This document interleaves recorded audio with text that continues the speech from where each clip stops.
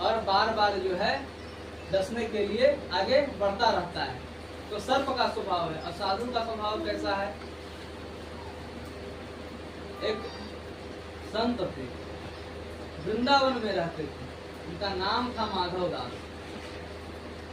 उन्होंने विचार किया, क्षेत्रीय संत थे, ऐसे बाहर तो कभी जाते नहीं, विचार किया कि इस बार थोड़ा जगन्नाथपुरी चलें, जगन्नाथपुरी में जा करके जो है भगवान का दर्शन करें, भगवान पुंडरीक विठल जी का भी जाकर दर्शन करें। तो आ गए जगन्नाथपुरी में। असाधु का काम है सुबह जो है संध्या करें, पूजा करें, तिलक लगाएं, और भिक्षा के लिए साधुओं की जो है नित्य क्रिया में लगे, भिक्षा भी आती है। 5 घर से भिक्षा मांगते हैं, 5 घर में मिला तो ठीक, और नहीं मिला तो उस दिन जो है जय जय सीताराम, उस दिन उनकी एकादशी, जाकर भिक्षा मांगते। एक बार भिक्षा मांगते हुए बुढ़िया के यहाँ पहुंच गए, भिक्षा उन्होंने मांगी, और बुढ़िया बड़ी खिजी हुई रहती, काम कर रही घर में अपने। साधु को देखा तो कहा कि आप फिर आ गए भिक्षा मांगने, अब जाओ, यहाँ भिक्षा नहीं है। तो महात्मा जी कहे, अरे बुढ़िया, आपके पास कुछ तो होगा, कुछ भी भिक्षा दीजिए, कुछ ना हो तो कुछ भी दीजिए, कुछ ना हो फिर भी कुछ दीजिए।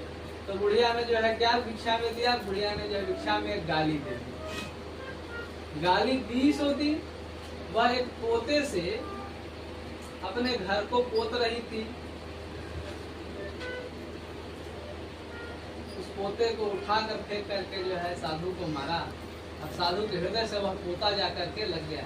पहले की मिट्टी के घर होते थे तो उसमें जो है पुताई होती थी मिट्टी से, तो उसको पूरा पोता करते थे, और उसी पोते से उन महात्मा को मारा, माधवदास जी को मारा, उनके छाती से जाकर लग गया। साधु का प्रवृत्ति, साधु क्रोध आता नहीं। उन्होंने कहा, चलो ऐसा तो कुछ देती नहीं थी, गाली देती थी, आज कुछ तो दिया है।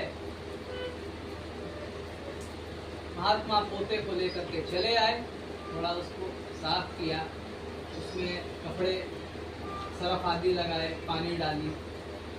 पोता किसी काम का ज्यादा था नहीं कि छोटा था, अब तो आगे हाथ नहीं। पोते को साफ किया, साफ करके जो है उसकी बत्ती बनाई, बत्ती बनाकर उसके दिए जलाए। दिया जलाने के बाद जो है और जो बत्ती बच गई वो कुछ मंदिरों में भेज दिया। जब उसको भेजा तो वह पोता भी रो रो करके कह रहा था, जब मैं पोता था तो दिन रात चौकी में फेरा जाता था, और आज एक महात्मा के हाथों में लग गया, तब जो है देखिए आज मेरा उद्धार हो गया।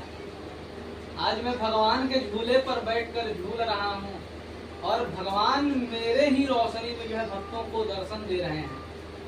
देखिए उस पोते का भाग्य जो है संत के हाथ में लगते ही कैसे जो है उसका भाग्य बदल गया।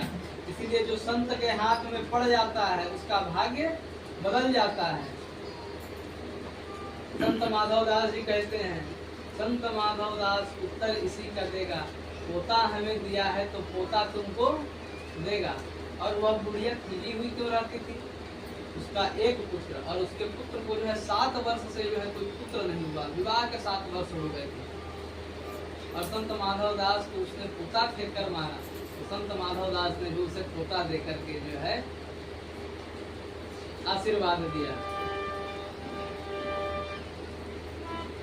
वह बुढ़िया भी रोकर कहती थी, जब उसके घर पर पोता हुआ तो कहती थी, जो मैं से संत को दीन्हो पोता मार, जो मैं से संत को खिलाती